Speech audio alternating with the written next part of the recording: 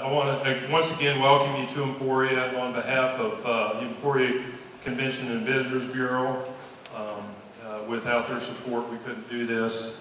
And I also want to just put up a slide here real quick showing the next one. Yeah.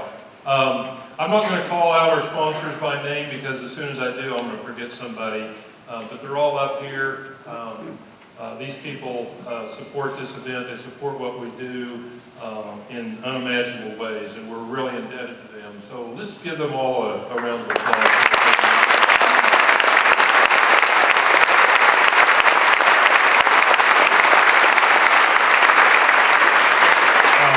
Before we go any further, I want to take just a brief moment to review some of our key rules. Hopefully all of you have spent some time with our Writer's Bible. I know we've encouraged you in various emails to do so. But just real briefly, our next slide will hit on just a couple of the ones that I just want to remind everybody of today. First of all, Rule 10. Each participant must have present at the event at least one support group person to come get them should they need to abandon the event. Obviously, we have no way of retracting all your riders off the course. So hopefully you've done that in one way or another, either with your personal support crew or with our support group or hire program. And with regards to support crews, at Rule 12, support crews are not allowed on course except to pick up their rider. So no sightseeing, no out there on course to hand up water bottles and that kind of thing. If you're out on course, we'll assume that you're out there to pick up your rider, and based on that assumption, we'll assume that your rider has DNF'd from the event. Support crews are, of course, encouraged to go out to our various checkpoints, to be there to meet your rider, to encourage them, to offer any kind of support that they might need there at the checkpoints. And hopefully you all have received a copy of the support crew guide, and you have the information you need on the location of those checkpoints. Rule 21, each participant must have a clear front headlight and a red tail light for the duration of the event. Riders will not be allowed to start the event without proper lighting mounted.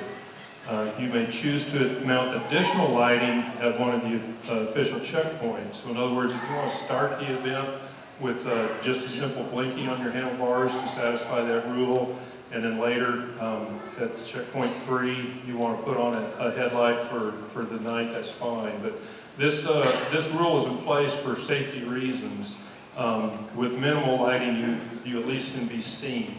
And you may not be able to see, but at least you can be seen. So hopefully you all are prepared to meet that requirement. And rule number 23, just a quick reminder that you're completely on your own. Use your head, watch for and yield to traffic. There'll be no course marshals to hold up traffic.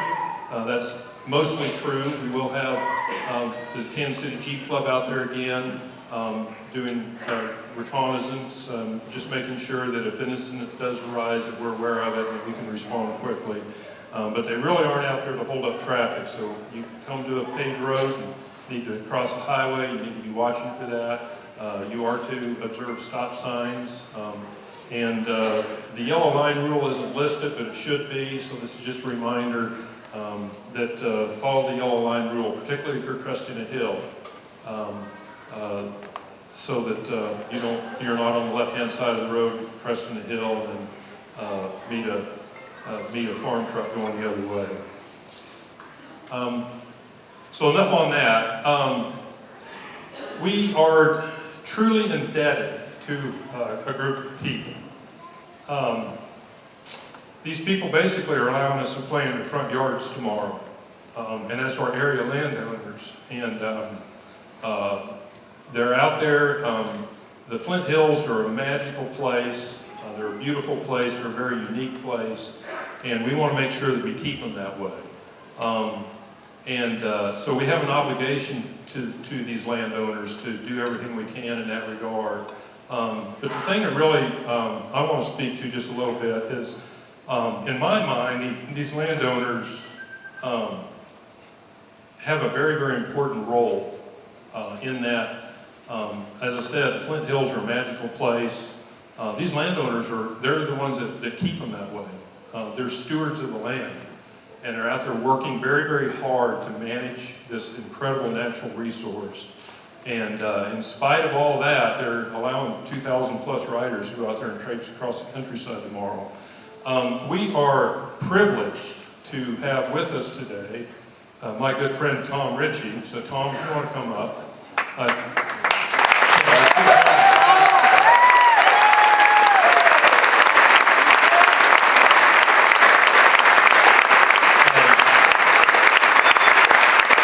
As you can see, Tom is a cowboy.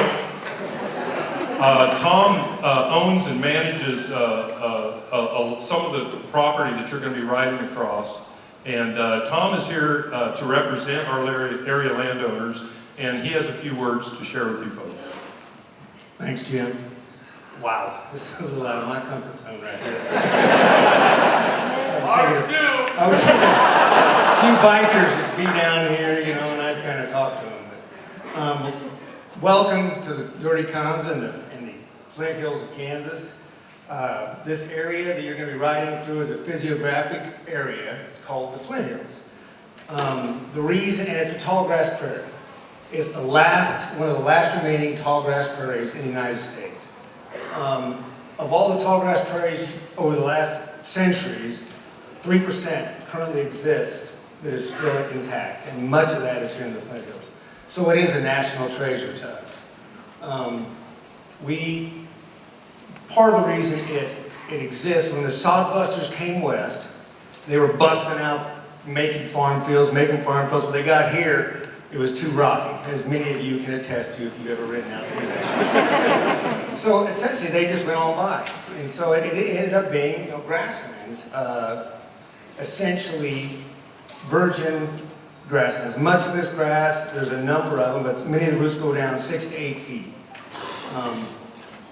We maintain it much as it was through the last, through thousands of years. It used to be that the Indians would burn the grass and the buffalo would come through and graze it. Today, we burn it, and then instead of the buffalo, we use cattle.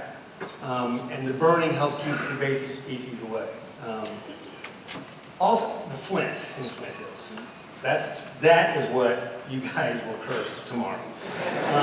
It's chert. It's microcrystalline quartz. I happen to be a geologist too, so I'll probably bore you. So these chert nodules, or flint nodules, form in the limestone, and when they break loose, when they crack, it's called a concordal fracture, and they create really sharp edges. In fact, they're great for making rock knives, arrowheads, other things that the people who've lived here for thousands of years have used. Now, essentially, it's good for tearing up your tires, and mine. And it will. I'm sure most of you won't get any flats tomorrow, but it's going to be one of those days. As ranchers, as he has stated, we consider ourselves stewards of the land. Over 2 million cattle come out to this region this time of year, and they're grazing across the Flint Hills. We manage that. So for us, it's our livelihood. It's the primary source of income through the Flint Hills. So there's a few things that you can do tomorrow to kind of ease and make the transition. Essentially, trees are invaders, and a lot of the ranchers out there, they don't see a lot of people. As you will see, there's not a lot of folks out there. When they see a bunch of bikes coming over the hill, those are invaders to these ranchers. And so I've been trying very hard to get them to understand it's good for everybody. This is good for the Flint Hills. There's a couple things that you can do. For instance, if like the lead peloton especially, or if you're a group riding in and there's a bunch of cattle and they're running along, and you're riding behind them and they're running and running.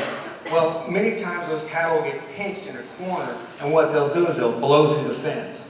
Well, if you see them kind of, getting bunched up with no escape, then, I've run a lot of races, hundreds of races through my years. To stop would almost explode my mind. I don't know if I could do it, but if you can stop for a minute, ease the pressure on those cattle just a little bit. If there's an escape, then they will work their way around you or out, so they won't blow through blow through the, can you hear me? Am I talking half the time? So if you can release the pressure on those guys, it might only take a minute, and I don't know on a 200-mile race if that's going to make a huge difference. If you're in the lead peloton, surely you'll all stop, so then you can start back up again. Unless the one guy doesn't, this is my chance!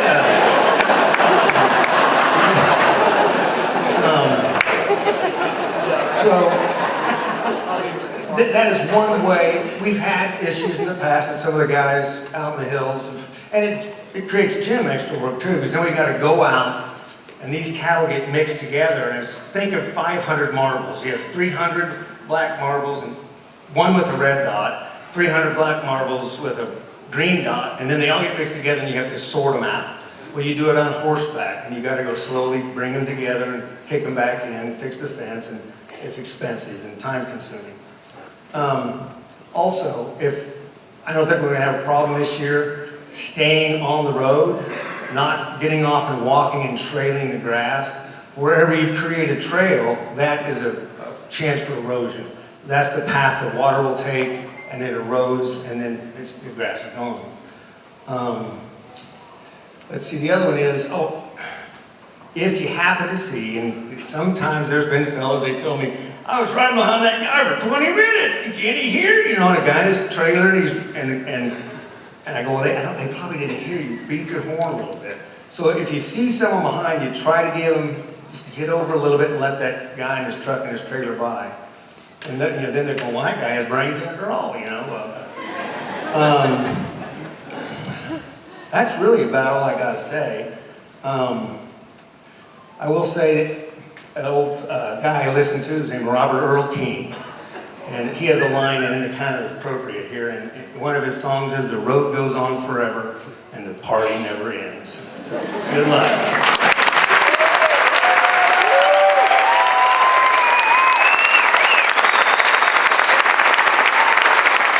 Thank you, Tom. Oh, back up. Rule number 16 is what we're looking for.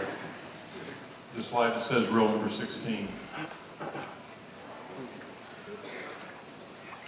There we go. Okay, interactive time.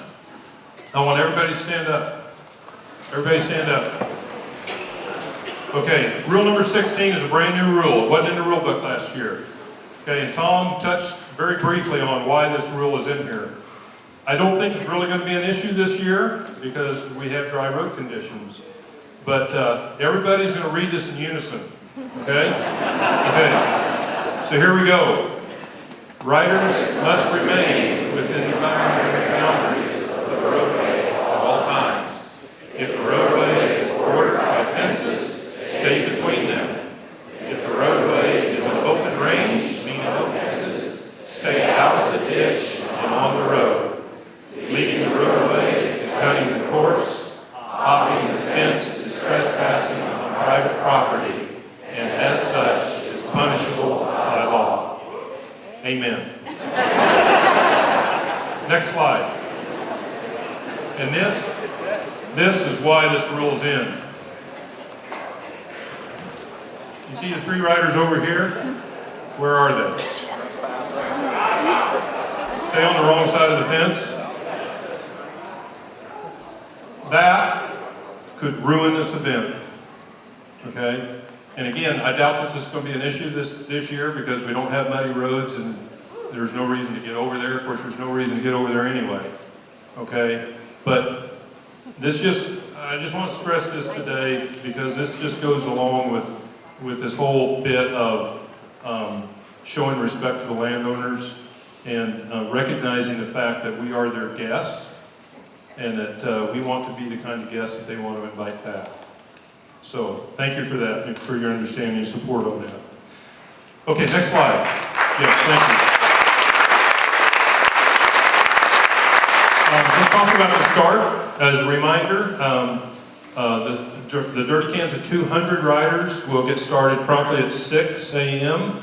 And we'll talk a little bit here in just a second about how you line up. I think I've got that in here. But at 6 a.m., the 200 riders will take off. 20 minutes later, The half pint 100 milers will take off. Then 20 minutes after that at 6:40, the 50 milers will leave the starting line. And then new this year, we have our community fun ride, which is a 20-mile ride, and they'll leave at 7 a.m. So we've got 20-minute increments on those start times. Lineup instructions, there it is. Seat yourself based on projected finish time, okay? Again, we'll have our girls from our local roller derby team will be out there, and they'll have signs that they'll be holding up in the air, 12 hours, 14 hours, 16 hours, 18, and I believe 20. And then they'll have one sign for the half pint 100, another sign for the DK Life, another sign for the community ride.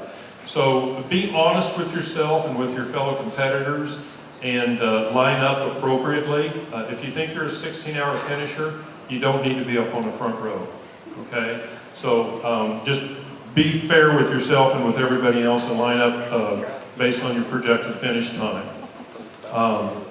We will have a controlled lead out, again, courtesy of the Emporia Police Department. They will escort us south on Commercial, out of town, and onto the first right-hand turn on the first gravel road. And then another reminder, if you've been here before, a reminder about the railroad crossings. I think we have a train that comes through town every 25 minutes. So there's a lot of train traffic coming through town, and they do cross Commercial Street, where we'll be going out of town. We are going to be attempting, once again, this worked with relative success last year. We're going to be in radio communication with the railroad dispatcher, and we say we're going to start promptly at 6. If we know that a train's coming, we may wait till 6:01 or 6:02 to send you off. But what we're trying to do is hit that window between trains so that we don't have a situation like we had a couple years ago where the barricades came down at the crossing in the middle of the pack, and actually it was at the tail end of the pack, and we have the last 5 riders went around the barricades and almost got hit. And, I mean, and you don't want to get hit by a train when you're on a bicycle. Okay? So be aware of that. I guess what I'm trying to communicate to you is we are going to make every effort we can to make sure that you have a clean rollout out of town. But you need to be aware that after about 5 city blocks, you're going to be going over some railroad tracks. And you need to be aware of that, and you need to obey if those barricades come down. Some information on our checkpoints. Again, hopefully you all have already seen this information, but both the 200-mile and 100-mile are going to be following the exact same course up until right before you get to Madison. And at about mile 46, I think it is, you split the 100 miles will go left and the 200 milers will go right. The 200 milers are going to arrive into Madison at a new checkpoint. If you've been here before, this is a spot that we've not gone to before. You'll be coming into Madison from the west, up on top of the hill, and you'll be going to the high school. And you'll have your first checkpoint that'll come at about mile 48. As you can see, the cutoff time is 10:58 a.m. That's based on 10-mile-an-hour average.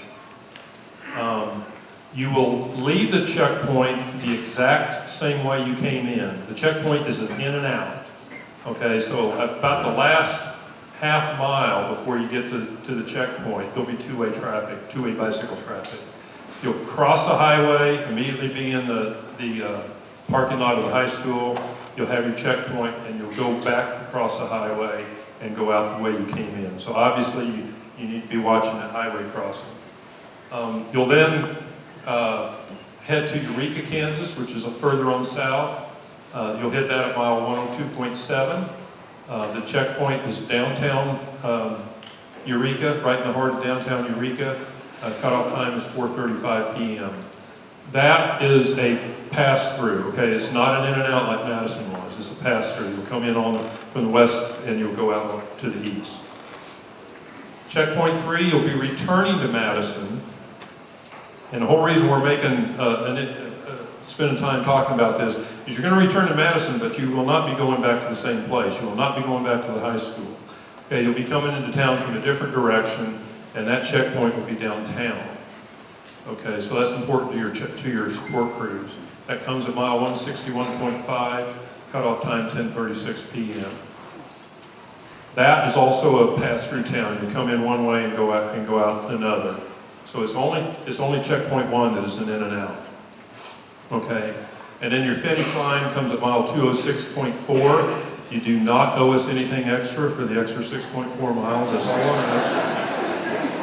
And it'll finish right out in front of the theater. Cutoff time is 3 a.m. Sunday morning. Okay.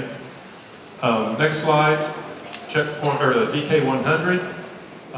Again, you're going to follow the exact same course till right before Madison, and you're going to peel off to the left, and you're going to come into Madison from the north. That'll come at mile 49.3. You'll be downtown. This is the same location that we've used many, many times before for Madison. The checkpoint is. Your cutoff time will be 11:25 a.m. This is an in and out. You'll come in from the north. You'll get scored. You'll stop at get to your support crew, and you'll go back out the exact same way you came. Okay?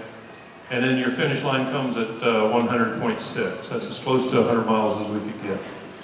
And you'll finish right outside here in front of the theater.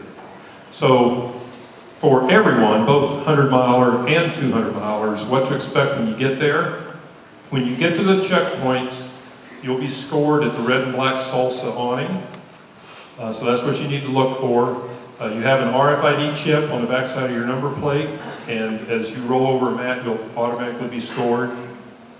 If you have signed up for the Support Crew for Hire program, you need to look for the purple chamois butter awning. That's where your drop bag will be, and they'll have food and drink items there, and be ready to support you there at the chamois butter tent, the purple chamois butter tent. When you come through sign-in, do we even think to have the purple wristbands? Hopefully you've received a purple wristband. That's what identifies you as having purchased the Support Crew for Hire program. So you should have that on your wrist. I think that's all on that. Course conditions.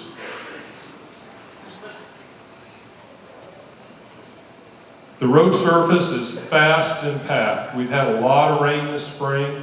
All the gravel, you hear all the stories about the Flint Hill gravel and how sharp it is and how it's going to tear up your tires, and that's all true, but this is a free year because most of that gravel is pushed down into the clay, and it's like concrete out there. It's fast, fast, fast, which is a good thing and a bad thing. Because lots of rain means lots of mud, which means lots of muddy ruts, and then when they dry, they're still there. The road graders haven't been by. So there's lots of deep dried ruts, and there's lots of washouts. If you're going down a hill and hitting the G out and then climbing back up, in most cases there's been water rushing across the road, and in a lot of cases the top layer of the road is gone. And so there's exposed bedrock. So don't get lulled to sleep by the smooth, fast road conditions, because you're going to be hitting sections where there's dried ruts that are hub deep, and you're going to be hitting sections where there's a foot, 2 foot, 3 foot of linear feet of roadway that's just washed away. So there's some pretty good sized erosion ruts out there too. So just be aware of that. But in general, it's probably going to be our fastest year ever. I'm anticipating we kind of have an office pool going on what's the finish time going to be. And I think the winter's going to come in before 4 o'clock. It's that fast. Some course comments real quickly. You'll see a couple of water stations out there. You'll see a water station at mile 11, and you're going to see a water station at mile 24. Those are for the turnaround points for our shorter distances. The water station at mile 11 is the turnaround point for the community fun ride, the 20-miler. So if you're in one of the longer distances, that water's not out there for you. You should leave the starting line prepared to travel at least to the first checkpoint with the supplies you carry. So that water station will be out there for that shorter distance. And then likewise, at mile 24, that's the turnaround point for the DK Light 50. And so that water station is there for them. If you're in the 50 or the 100 mile, or if you're in the 100 mile or the 200 mile, you need to just go right on past. There's a descent at mile 26.5. That's actually on Tom's property. It's very nondescript. It doesn't look that bad. I get surprised every time I go down that section. It's steeper than it looks, and the gravel is deeper and looser than it looks. And at the bottom, there's a sharp left-hand turn. This is the place where we had a rider go down last year. I think we had several riders go down there last year. We had one go over the bars and break the collarbone. We had another that blew right through the left-hand corner and went straight into barbed wire fence. So 26.5, burn that in your mind, be aware of that little short descent and be prepared for the left-hand turn at the bottom. That left-hand turn will put you out onto what we call Camp Creek Road, which it meanders along for quite a ways. And on Camp Creek Road, somewhere between mile 30 and 31, you're going to go through a series of 2 cattle guards. The road's really, really wide. The cattle guards span the entire width of the road. Because the road's so wide, it's actually 2 cattle guards sitting side by side. There's about a 6-inch gap between the 2 cattle guards, right smack in the middle of the road. I can't believe somebody's calling it right there. Hello?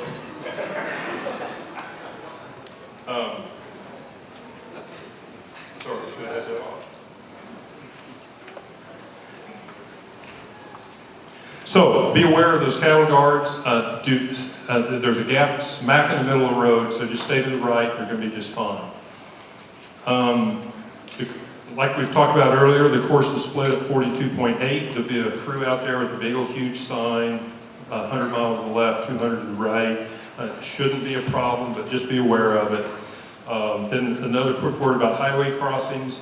Both 100 miler and 200 miler are going to have a highway crossing before their first checkpoint. The 200 miler, it comes literally feet from their checkpoint. But it's right in front of the high school. The 100 milers are also going to cross the same highway just at the north end of Madison. So be aware of that. And then on leg 3, for the 200 mile, you're going to have 2 highway crossings. So you need to be aware of that. There will not be anybody there slowing you down. There will be signs out on the highway alerting traffic, but it's your responsibility to watch out for yourself.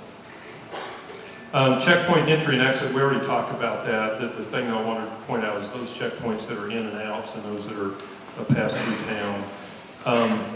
Eureka. Halfway point for the 200 mile, checkpoint 2 is in the town of Eureka. This is the first time we've used Eureka as a checkpoint. Great people down there. They're excited that we're coming. I'm a little unsure that they know exactly what they signed up for.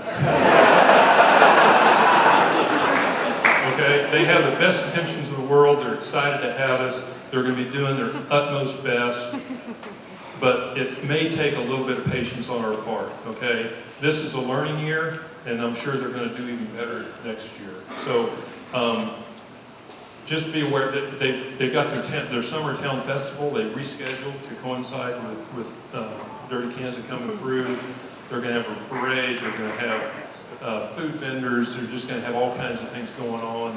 They're excited for us, but there may be some issues getting into town and getting directed to your parking spot. So just a little dose of patience will go a long way, and we'll learn together, and it's going to be even better next year. So I just wanted to point that out and ask for your understanding on that.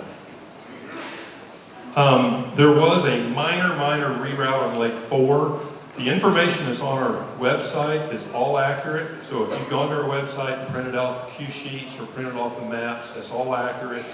The only reason we're mentioning it is we already had printed cue sheets to be available up here. And so that's why if you've come through here and gotten a set of cue sheets, you've gotten a corrected page.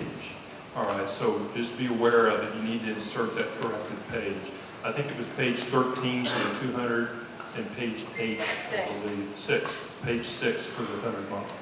Okay, so that's the reason for that corrected page. The GPS is correct. Everything that's online is correct. Yeah, we had gotten a little, we were trying to be proactive and printed up cue sheets a little early. It really wasn't that early. This was a late minute change. We had a landowner that just basically didn't want us coming by his place. Well, and I mean, he had a legitimate, he was receiving a load of cattle, and he was receiving a load of young calves, and his pens were right up the road. And there was some concern about the 2,000 riders going past his cattle pens, all these young calves. So we wanted to work with him on it.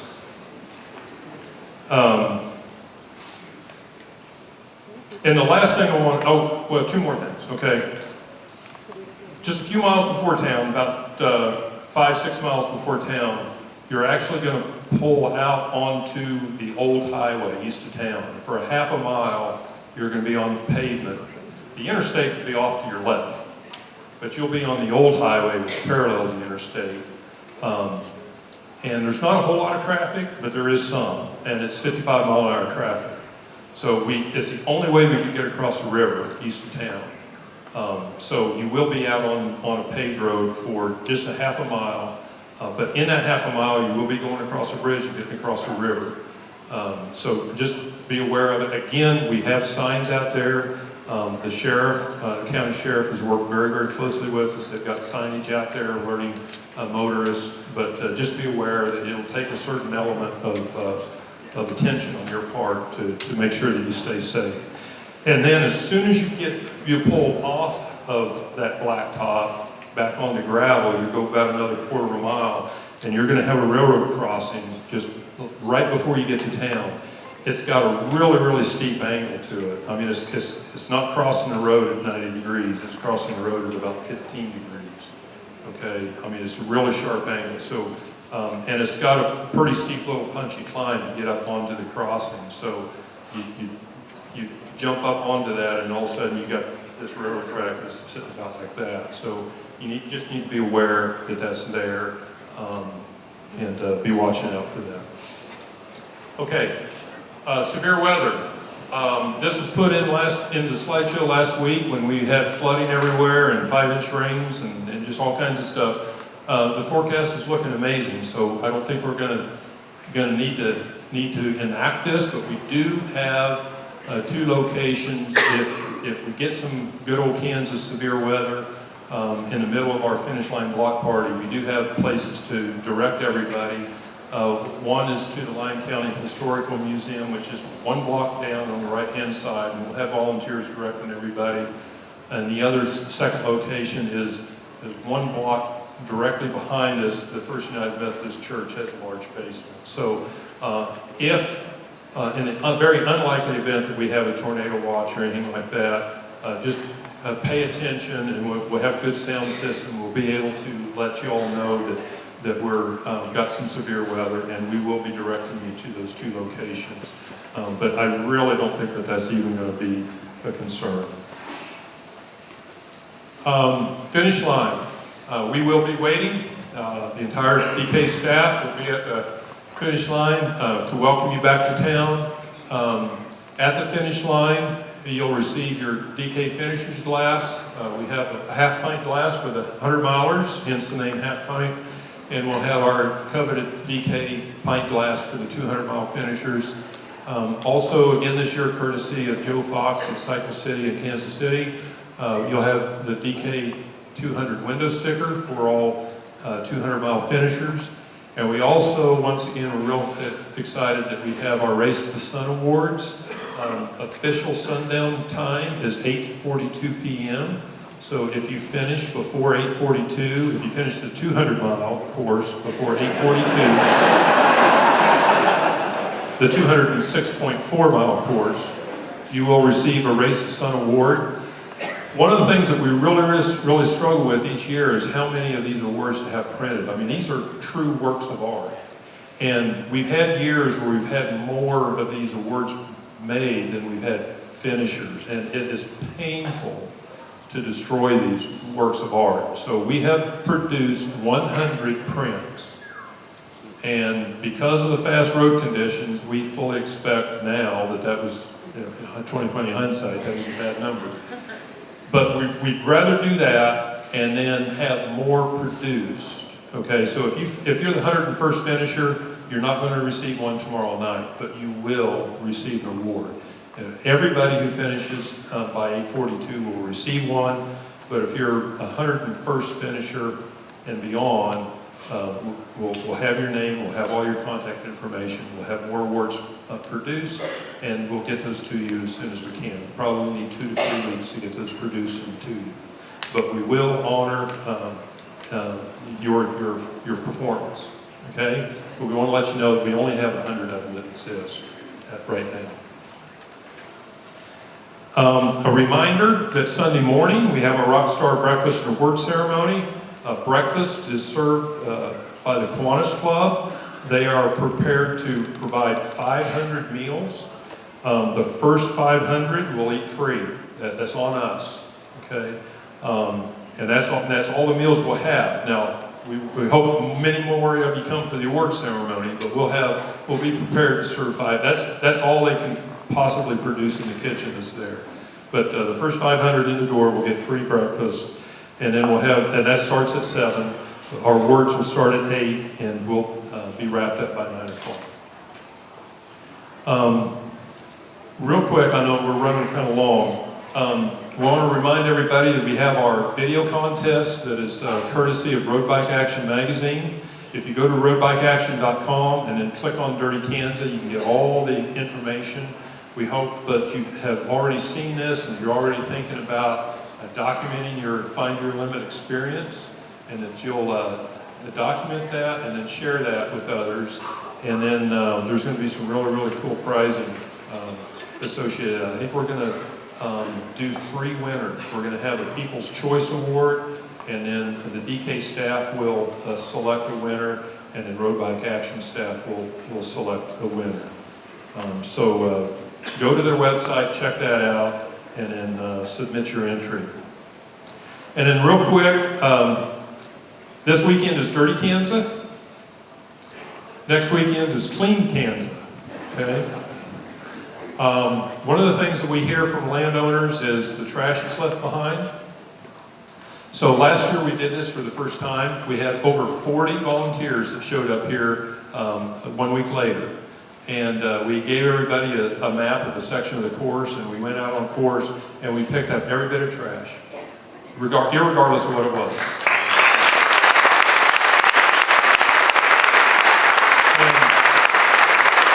This photograph was actually taken early in the day. We actually wound up with more than that. It almost took 3 pickup loads stacked above the cab to get it to the dump. And I'm very pleased to say that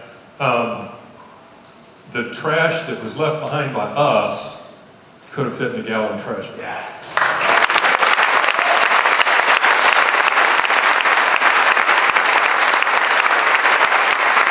Thank you for that. We hope that's the case again next Saturday. If you're around town and you want to have a free breakfast, show up at DK headquarters at 7. We'll feed you breakfast. We'll send you out on the course, and you can do our part, or you can do your part to help us do our part to keep the Flint Hills a magical place. And then lastly, I just want to let you know that we are not just Dirty Kanza 200. Dirty Kanza Promotions is a full-time promoting group. We have other events. On July 16th, we're going to be hosting our Lunar Kanza event, which is a ride at night under a full moon. And that's a lot of fun. That is a ride, that is not a race. We gather out here, we go for a ride under a full moon, we come back, we have a block party, beer garden, food vendors, live music, and we just celebrate one another. Then in September, we have our ultra distance running race, where we race across the National Tallgrass Prairie Preserve out in Chase County. And who knew that Emporia, Kansas was a founding city of Veterans Day? We're very proud of that. And so on Veterans Day, we host a freedom ride and do a bike ride as part of the town Veterans Day celebration. So if you want to come back to Emporia, and we hope you do, keep those events in mind. I think that's all I have. So again, we want to thank you all for coming. I want to remind you to stay safe out there, enjoy yourselves, and have a good race tomorrow.